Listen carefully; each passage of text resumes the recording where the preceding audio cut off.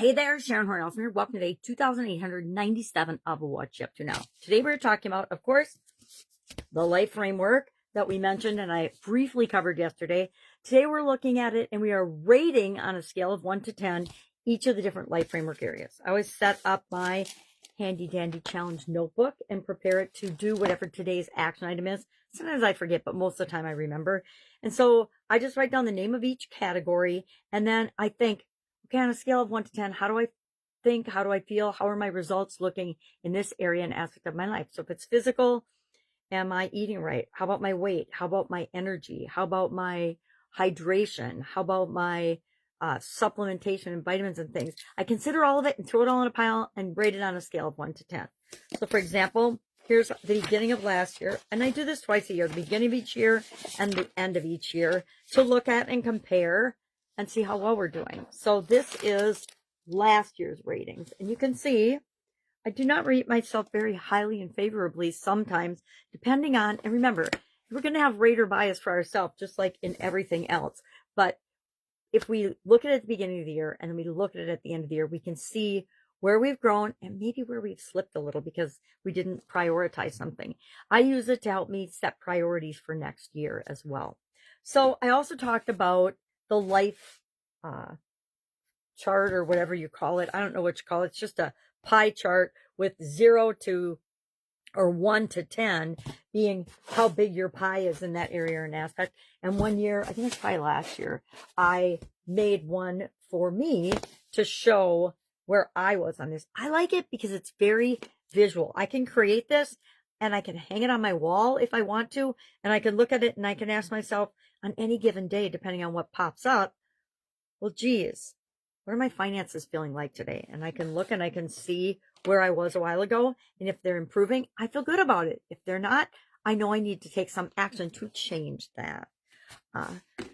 So streamlining this year, I'm super excited about it, right? It's so easy to make things, it's hard to make things simple, but once we simplify them and we streamline our processes and our systems, everything feels so much better. Everything flows so much better. So today, I'm looking at that as part of a 6-month challenge that I'm involved in.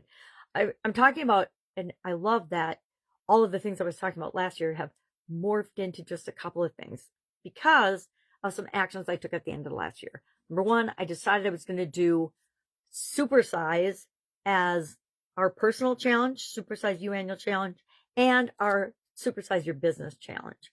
And I haven't really done it as a challenge in Supersize Your business, so it's kind of a big experiment this year. But basically, we're doing one little thing every day to grow our business, to supersize our business. And it's super easy, right? If we do one simple little thing every day, we make a habit out of certain things that we know move the needle to where we want it to be. So we go from where we are to where we want to be.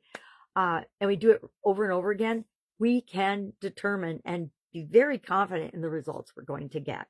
Now, I've played with this, a couple of different tools that I share for decades, and I'm only sharing the ones that I know work for me. Now, there's a lot of other tools and tips and strategies and techniques and things I could share, but if I haven't gotten it to work for me yet, I might mention it, but I'm going to say, go out, research it, do it on your own, and then report back how it worked for you, because this is what happened to me. Because we're all different, right? What works for me might not work for you, and what works for you might not work for me. And we need to be okay with that, because that's what makes the world a better place, is that we all get to be ourselves and we all get to create what it is that we want in our lives, not what other people want for us. That was a big aha moment for me, by the way, when I realized that. So simplification is what I'm working on this year. It's part of why I selected to move everything to the Skool platform, Skool. I've got a group on there that I just literally, they said, just start. And so I just started, so that we're just forming and determining what that community is going to be all about. But I will tell you from the get-go, it just feels so much better to do things on that platform than it does to do it on any other platform that I've ever interacted with. I've got thousands of people in my Facebook groups and Facebook pages, yet almost no engagement.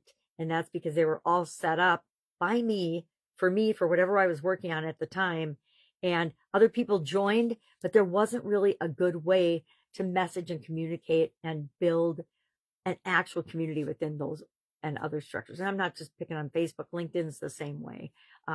So are all of the networks, as far as I'm concerned, unless you're just building an influencer thing on TikTok or Instagram or something. And then the depth of that is pretty shallow, right? And so I'm rambling, but I love the Skool platform. I am still accepting founding members on the Skool platform. On Supersize Your Business is where I started. I'm trying to put everything under the same umbrella there. If you want to be a free founding member, which means you're free for life, just put member in the comments below and I will send you the invite. And I'm going to commit to this right now and say my intention. I commit to starting to invite people to the community today. All right. If I can help you in any way, hit me up and ask. Otherwise, have an awesome day, and I will, of course, be with you tomorrow. Bye.